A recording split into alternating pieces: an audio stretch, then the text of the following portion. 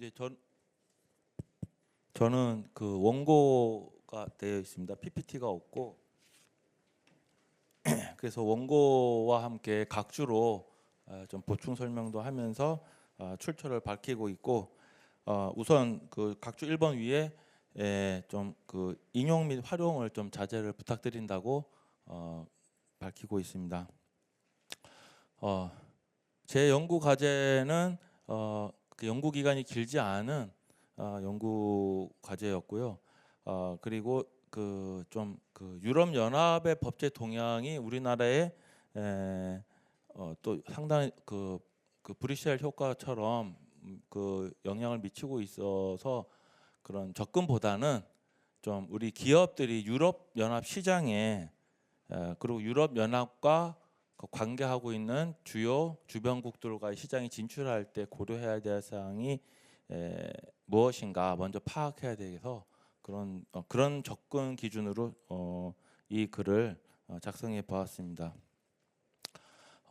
그리고 그 기본적으로 제목이 이제 책임과 안전인데, 그래서 이제 안전은 우리 AI 안전 연구소하고도 밀접한 관련이 또 있고, 그리고 우리나라의 이 제조물 책임법과 함께 제품 안전법이 있습니다. 그런데 이제 제조물이라는 용어와 제품이라는 용어, 그다음에 법률에서 상품과 물품, 정말 다양한 용어로 쓰이고 있는데, 우선 저는 여기서 이제 제조물이라는 용어로 통일해서 접근을 하고 있습니다. 책임 시나리오는 먼저 이제 그 첫 번째 면에 보면은 이제 인공지능 제조물에 의한 결과가 단순히 사람의 의사결정을 뒷받침하는데 이제 활용이 되는지, 그 다음에 두 번째는 이제 인공지능 제조물의 의사결정을 직접 구현하는지에 따라서 그 책임 시나리오가 달라지겠습니다. 근데 이제 인공지능 제조물의 자율성이 이제 점차 증가될 것이고, 자율주행차의 이제 5단계나 6단계 정도까지 지금은 이제 실현되고 있지는 않지만은요, 그 증가로 인해서 특정한 실행 행위에 따른 이제 자율 시스템 모니터링에 이제 있어서 책임 부담이 점점 이제 제조업자들한테 이제 커질 수 있습니다. 그리고 그 인공지능 기술의 어떤 그 경제적, 사회적 잠재력이 점점 더 주목되고 있다. 그래서 우리의 입법 중에서 이제 고영향이라고 하는 영향이라는 용어를 쓰고 있는데, 이 영향이 사실 이제 캐나다 입법에서 좀 관련성이 있어요. 근데 우리는 이제 입법이 이제 법 시행이 곧 이제 닥쳐와 있는 상태고, 캐나다 같은 경우에는 좌초됐습니다. 국회가 이제 그쪽에 이제 정치적인 상황과 국회 일정에 따라서 좌초가 됐는데, 그 내용을 좀 이렇게 돋파봤더니 그 영향이라는 용어 안에 리스크를 포함하고 있어요. 우리가 리스크를 버리고 영향을 했다, 이렇게 우리 입법 배경에는 그렇게 설명을 또 하고 계시기도 하는데, 좀 그렇지는 않은 것 같아요. 왜냐하면 이제 앞에 두 분께서도 먼저 발표하셨던 내용 중에 그런 어떤 그 시스템적인 리스크, 이거는 이제 금융에서도 특히 많은 전문 용어로 이제 쓰이고 있는데, 이게 그 시스템적인 리스크는 결국 영향하고도 큰 그 매칭이 되고 있습니다. 그래서 우리가 그 리스크 기준을 뭐 버리고 한 게 아니라 캐나다에서도 그거를 밝히고 있습니다. 포함해서 다루고 있다. 하지만 이제 법은 언제 시행될지를 모르는 상태입니다. 그쪽은. 자, 그리고 두 번째 장에서는 이제 손해와 책임 관점에서 이제 기술을 좀 바라보려고 썼습니다. 그래서 책임법제의 기능이 이제 가장 중요한 게 이제 손해의 조정과 예방을 보장하는 것이라고 밝히면서 피해자에게 배상금을 지급하고 예방 차원에서 손해 방지하고, 비용이 이제 적절히 배분되는지, 위험 분담, 책임 분배, 뭐 이런 내용을 언급하고 있습니다.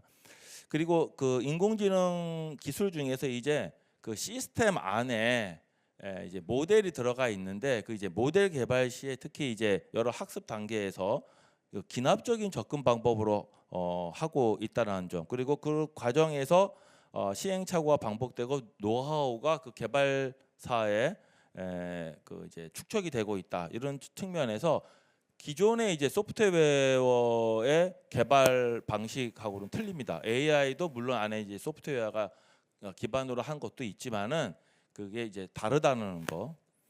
다르다는 거는 이제 다른 제 성과에서 밝힌 바가 있습니다. 그리고 그거는 저희 일본에서도 좀 밝혀놓고 있고요. 그리고 인공지능 기술의 이제 자율성과 불투명성이 가장 특징인데 이게 결국은 이제 예견 불가능성을 이제 자율성은 예견 불가능성을 의미하게 되고 그 기계 학습 도움을 만들어서 만들어진 알고리즘 이게 쉽게 분석이 어렵다는 겁니다.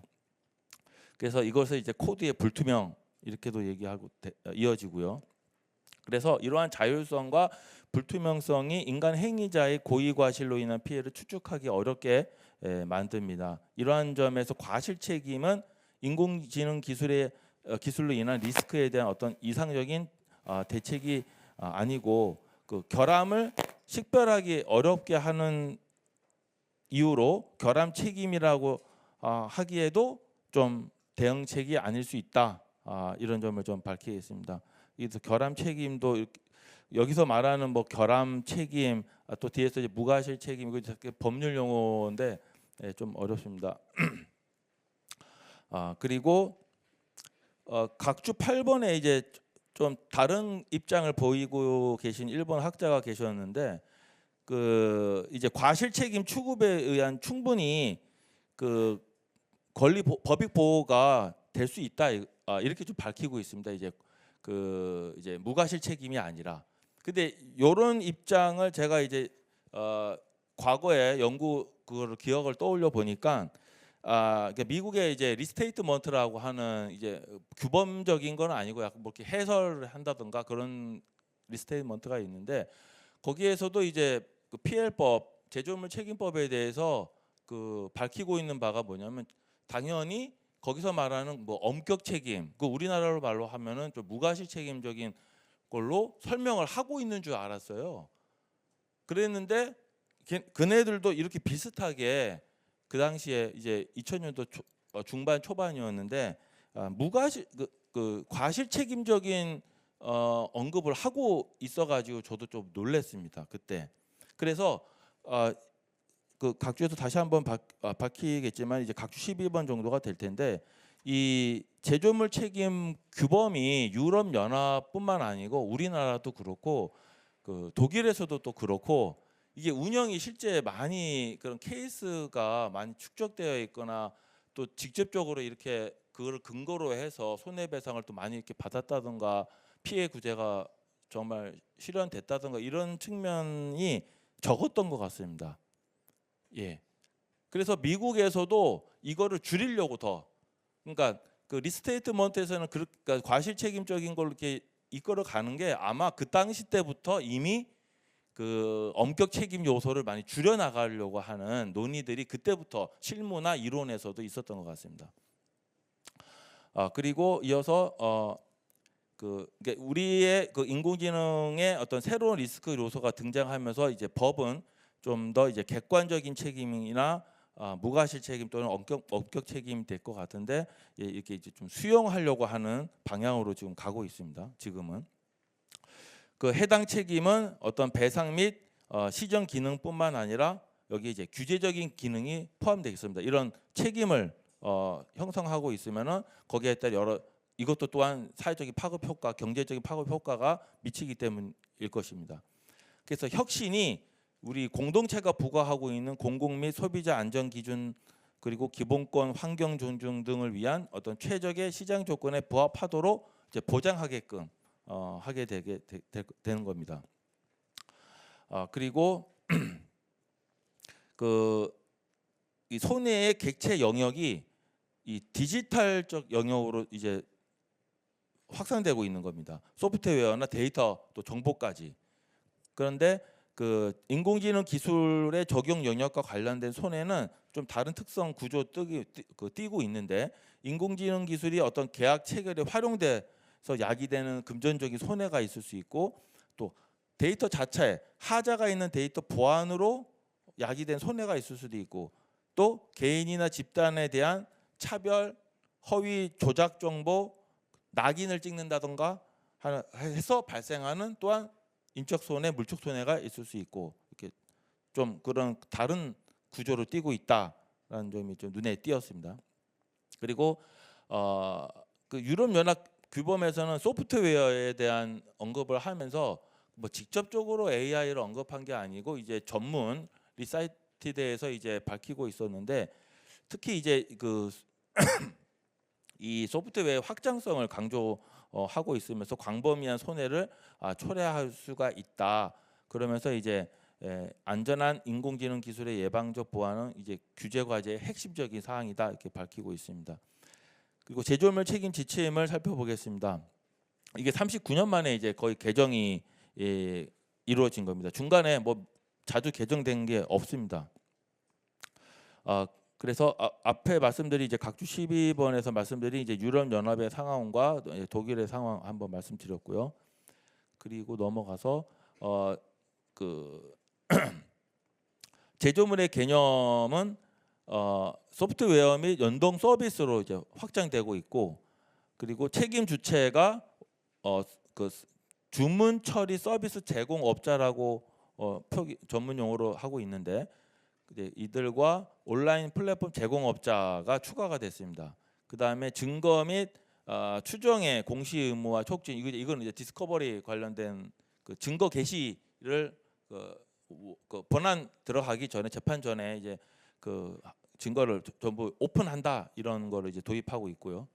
그 다음에 이제 하고 있습니다. 그리고 제조물의 결함이 책임의 이제 핵심적인 귀속 요건이긴 한데 그 판단은 그 시장 출시 시점으로부터 분리돼서 시간이 경과함에 따라 연장이 되겠습니다. 그래서 그리고 그 소비자가 계약 관계나 과실을 확인해야 하는 부담을 덜어주고 있고 데이터를 보호 법익으로 인정해서 책임 범위를 확대하고 있습니다. 그 다음에 역외 적용 가능할 수 있도록 하고 여기에서 제조되고 있는 물품들이 많기 때문에 온라인 판매 제조물에도 또 적용이 되겠습니다. 그 다음에 이제 제조물의 개념에 대해서 두 번째 그 챕터에서 말씀드리면은 그 디지털 서비스 및 이제 정보로 확장이 되면서 디지털 설계 파일이라고 하는데 이제 매니팩처링 파일인데 이게 뭐 제조 파일이라고 번역하기보다는 우리 법률 용어에 이제 설계상의 결함이라는 용어에 매니팩처링 디펙트라고 하고 있습니다. 그래서 이제 디지털 설계 파일이라고 이렇게 말씀드렸고요. 정의는 또 거기 조문에 언급이 되어 있습니다. 그리고 원자재 소프트웨어가 추가가 됐고 그 디지털 파일 자체는 이 제조물이 아니다라고 보고 있습니다. 그런데 이제 각종 도구에 기계에 이런 그 AI나 소프트웨어 요소가 들어가기 때문에 그래서 이 디지털 설계 파일이 결함이 있는 경우 우리를 이제 보호하기 위해서 제조물로 간주하고 있다는 것입니다. 그 소프트웨어에 대해서는 명시적인 규정을 두고 있지 않는데 역시 이제 이게 기술 법제의 특징입니다. 이것은 이제 기술 중립적인 그런 접근으로 어떤 기술 발전이나 그런 걸 보장을 하기 위해서 두고 있지는 않습니다. 근데 우리나라 같은 경우에는 소프트웨어 정의를 하고 있습니다. 그리고 소프트웨어가 이제 그 제조업자의 영역에 있고 사용자가 거기에서 제공한 데이터를 처리하는 경우에도 그 제조물을 이제 시장에 출시하거나 서비스에 투입하는 것으로 간주가 돼서 제조물 책임 지침이 적용이 됩니다. 정보 그 자체는 제조물로 간주되지 않지만은 이제 안아서 그 미디어 파일이나 전자책 같은 어떤 그 디지털 파일의 콘텐츠 또는 소스 코드 이런 것들은 이제 제조물 책임 지침에 적용을 받지 않습니다. 또한 그 무료 또는 오픈 소스 소프트웨어에 대해서도 적용되지 않습니다. 그리고 디지털 서비스 예를 들어서 이제 소프트웨어 애저 서비스라고 뿐만 아니고 이제 이 소프트웨어 대신에 AI 애저 서비스 등 여러 이제 그런 서비스가 창출되고 있는데 이제 그거 관련해 가지고 이런 서비스에 대한 정보 책임을 정립하고 있습니다. 그 데이터가 이제 물리적 제조물에 제공되었는지 여부와 관계없이 적용되고, 그다음에 독립형 그 소프트웨어도 하나의 제조물로 간주되고 있어서 소프트웨어와 이제 연동된 서비스, 인공지능과 연동된 서비스도 그 규제의 적용 범위에 포함이 되겠습니다. 그래서 챗GPT도 여기에 이제 포함된 거고요.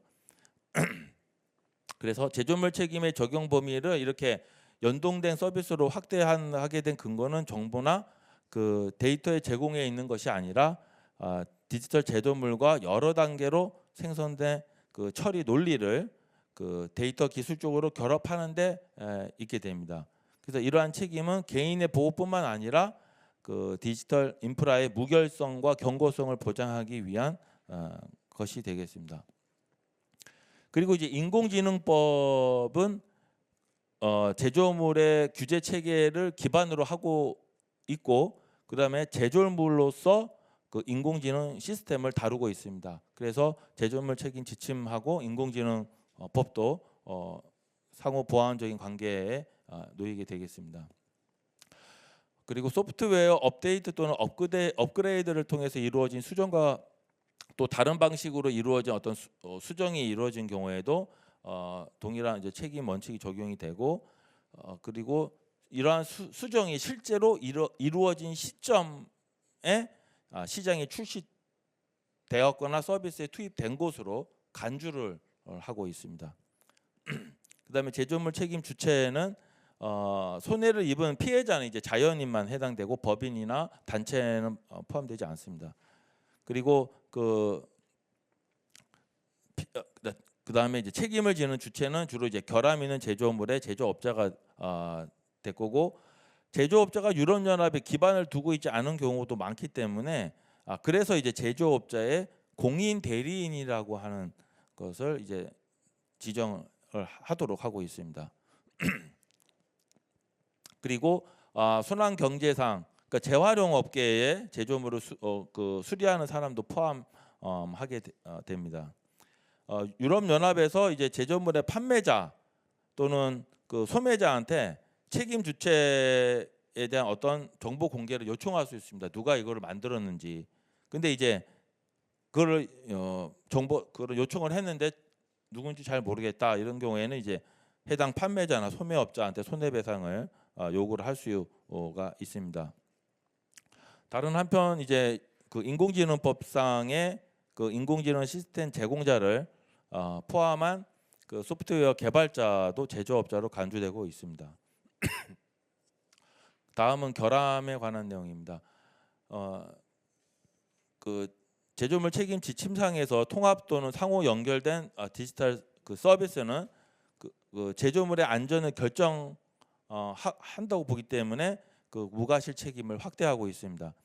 그래서 인터넷망에 의존을 하고 연결이 끊어졌을 경우에 그 안전을 유지하지 못하는 제조물은 결함이 있는 것으로 간주가 됩니다. 다만 이 인터넷 접속 서비스 관련해서 발생한 손해에 대해서는 이제 제조업자에게 책임을 물을 수는 없겠습니다. 그러니까 제조물의 결함은 사용 적합성이 아니라 개인이 기대할 수 있는 안전성의 결여 또는 이제 법 규범상의 안전성의 결여를 기준으로 결정이 됩니다. 근데 이 지침에서는 그 결함과 안전이 무엇인지 구체적으로 정의하고는 있지 않습니다.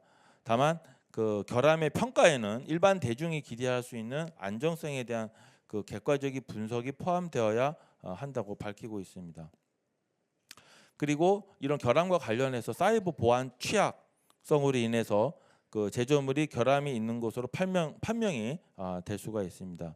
이러한 보안 취약성이 그 언제 존재하느냐 그 시점에 대해서는 명확히 밝히고 있지는 않은데 이러한 부분이 약간 좀 법률 리스크가 유발될 수 있게 했습니다. 그리고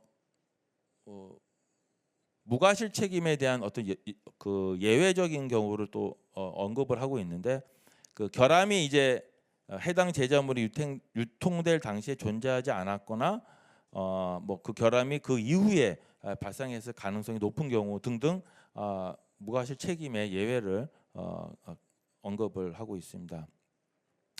그리고 그밖에 이제 공동 과실에 대한 영역, 그다음에 기여 과실에 대한 어떤 항변 뭐 이런 내용들도 다루고 있습니다. 그래서 그리고 그 제조물이 나중에 이제 신제품들이 또 나오기도 되는데 그렇게 이제 더 나은 그 제조물이 이미 출시되었거나 이후에 또 출시 서비스 된다는 이유만으로 제조물에 어떤 결함이 있는 것으로 간주되지는 않습니다. 그리고 제조물의 결함이 그 연계 서비스로 인해서 발생한 경우나 해당 서비스 또는 제조물과의 연계가 제조업자의 통제 아래에 있는 경우라면 제조업자는 면책이 되지 않습니다. 그래서 항상 이렇게 관리 가능한, 통제 가능한, 제어 가능한 영역에 되어 있다 하면은 제조업자의 책임 부분이 거기에 노출돼 있다 볼 수 있겠습니다. 그다음 이제 제조물 안전 규칙입니다. 이것도 거의 20여 년 만에 이제 개정이 됐는데 앞에 이제 지침은 그 강행 규정은 아니고 강행 규정은 아니지만은 입법에 상당한 영향력이 다른 지침보다도 훨씬 더 큰 이제 그 지침이 되겠고 이 제조물 안전 규칙 이거는 이제 강행 규정입니다. 그래서 회원국들은 이제 다 따라야 되는 의무가 있습니다.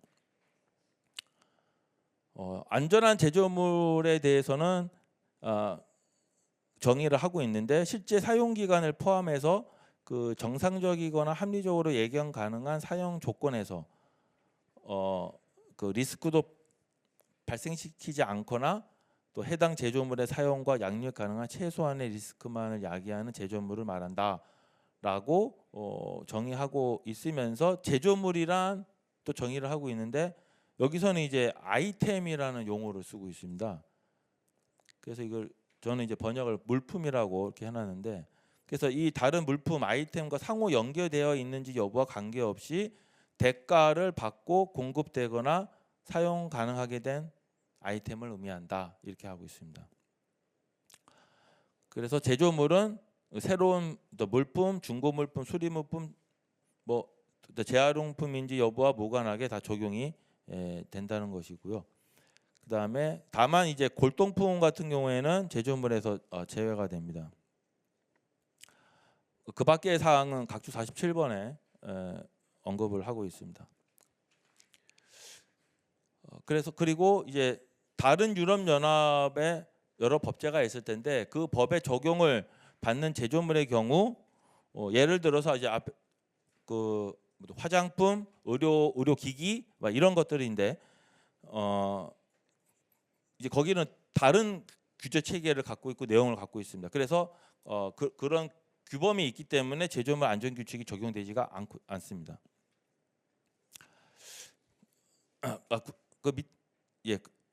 그렇고 그다음에 이전에 제조물 안전 예전에는 이제 강행 규정이 아니라 제조물 안전 지침이라고 해서 연성 규범으로 해놨는데 가장 그 특징 중에 하나가 제조물 안정성 평가 시 고려해야 할 사항과 그다음에 사이버 보안으로 인한 리스크에 대해서 자세히 명시하고 있습니다.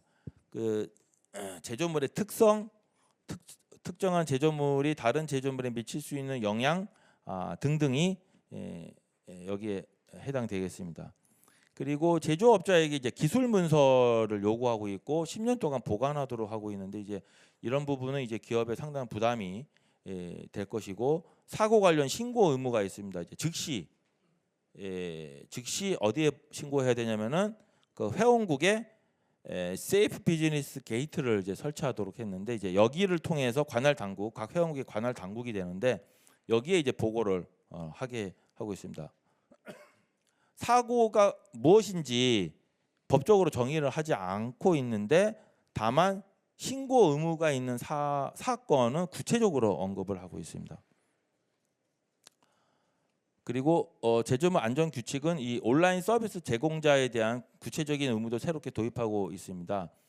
이들은 이제 수많은 그 사업자와 소비자를 연결하고 있기 때문에 이 규칙에서 중요하게 다루어지고 있고 특히 이제 공급망 갖고 있고 데이터를 보유하고 있기 때문에 그 이 온라인 서비스 제공자는 제조물 안전 목표 달성에 기여하지 않을 수가 없겠습니다. 구체적인 의무는 상당히 길게 나열하고 있는데 생략하겠습니다. 그래서 마지막으로 분석 및 시사점입니다. 그 제조물 책임과 제조물 안전 규칙의 관계를 좀 포착할 필요성이 있습니다. 그래서 그 제조물 책임 지침은 손해배상 수단으로 접근하고 있고 제조물 안전 규칙은 위험한 제조물에 대한 예방적인 보호 수단으로 규정되어 있습니다. 그리고 그 제조물 책임 지침은 사법상 그 개별 주체들 사이의 규범인데 제조물 안전 규칙은 공법적인 공공안전법제에 해당이 됩니다. 제조물 안전 규칙은 그 회원국의 사법상의 불법 행위에 대한 보호법으로도 작용할 수 있고 간접적으로 제조업자에 대해서 불법 행위에 대한 손해배상 청구도 가능하겠습니다. 그리고 제조물 책임 지침은 제조물 그 안전 규칙과 긴밀한 관계를 이제 강화하기 위해서 그 규칙상의 이제 다수의 의무적인 안전 요구 사항을 준수하지 않을 경우에 그 결함이 있는 것으로 추정을 하고 있습니다. 그리고 제조물 안전 규칙상의 안전 수준이 강화되었기 때문에 제조물의 결함이 보다 좀 넓게 인정될 수가 있겠습니다. 그 제조물의 준법 준수를 위해서 이제 관리 시스템이라든지 그다음 여러 이제 그런 시스템 그다음에 그 사업자의 역할 등등에서 점점 더 이들에게 더 이제 역할 분담이 그다음에 시스템적인 요구 이런 것들이 더 중요해지고 있습니다. 그리고 이제 이런 제조물 책임 지침과 제조물 안전 규칙이 인공지능법과 이제 상호 연계가 되어 있는데 이것은 역시 이제 신뢰성을 높이기 위한 측면이 있습니다. 인공지능법은 기본적으로 그 제조물 안전법제상의 이제 조건을 제시하고 있고 그 배경에는 그 시장 출시된 이후에도 이제 인공지능 시스템이 최대한 통제 가능한 방식으로 작동하거나 리스크가 너무 높을 경우에는 처음부터 시장에 출시되지 않도록 하는 것에 있습니다. 그리고 인공지능법 제13장에서도 과거 그 제조물 안전 지침과 같은 다른 유럽 연합 법제의 개정을 하도록 명시하고 있습니다. 그 인공지능 기술이 제조물 안전 기준을 준수했다고 해서 자동적으로 결함이 없는 것은 아니고 추가적으로 이러한 책임 법제상의 안전 요구 사항이 고려돼야 합니다. 그래서 특히 이제 최근에 사이버 보건역법이 이제 시행되는데 이것도 이제 관련이 있겠습니다.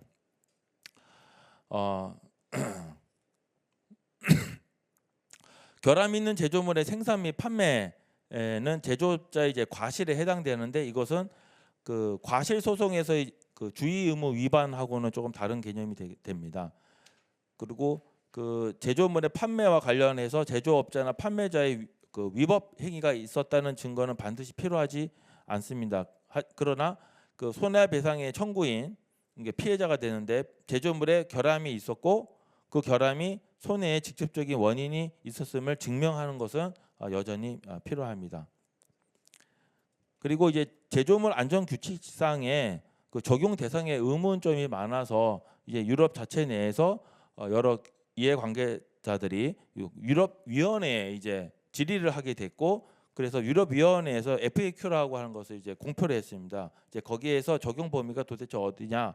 그 중에 이제 의문되는 게 물리적 제조물과 그 소프트웨어를 포함한 디지털 제조물에 적용이 된다 이렇게 밝히고 있고 그 독립형 소프트웨어와 같은 무형의 물품까지도 포괄한다 하고 있습니다. 그렇지만은 그 제조물 안전 규칙에서 소프트웨어를 규제하는 것은 그 해당 규칙 전체가 그 물리적 물품을 명확히 대상으로 삼고 있기 때문에 좀 체계적으로 이질적인 것은 엿볼 수가 있었습니다. 그리고 제조물 안전 규칙은 그 소프트웨어에 대한 이제 규제 자체로 바라보기보다는 소프트웨어의 안전 측면에서 규제한다 이렇게 볼 수 있겠습니다. 그리고 그 인공지능 기술의 적용은 책임 법칙에 대한 이제 문제를 우리에게 그 제기하고 있습니다. 그래서 이것을 식별하고 문제를 해결하기 위해서 그 책임 법칙을 조정할 수 있는 방법을 해야 됩니다. 그러면서 경제적인 관점에서도 그 손해 비용을 최소화할 수 있는지 고민을 하게 되고, 그래서 일반적인 그 제조물 책임 배상 외에 좀 새로운 유형의 인공지능 손해배상을 좀 보장하는 것도 논의할 수 있겠습니다. 이 대표적인 사례는 자동차 손해배상법이 되겠습니다. 그래서 이게 이제 보험 부분하고 이제 연계가 또 되는데, 그 이게 보험 수리적으로 이런 리스크를 적절히 파악하고 평가해야 되는데 이게 또 쉽지가 않고, 그리고 이 기술 변화가 이제 확대 손해 또는 확대된 책임의 부복 가능성 등에 대해서 이제 의문이 제기가 될 수밖에 없습니다. 그래서 이런 부분에 대해서 이제 보험 측면에서도 다루어져야 되고, 그 이제 피해자의 손해 그 정보 공개 요청이 있는데 이런 경우에 이제 보험사가 그 책임보험 범위 안에서 이제 부담해야 되는 어떤 방어 비용 이런 부분이 이제 증가될 수 있겠다 말씀드릴 수 있습니다. 그래서 유럽연합 결제의 변화를 보면서 중요한 전환점을 좀 포착했습니다. 첫째는 이제 엄격한 책임이 제조자 기업들에게 부담이 된다. 그리고 인공지능 제조물 개발과 공급망에 대한 좀 그 재검토가 필요하다. 세 번째는 이제 설계 단계부터 안전하고 환경을 배려하는 것이 요구된다.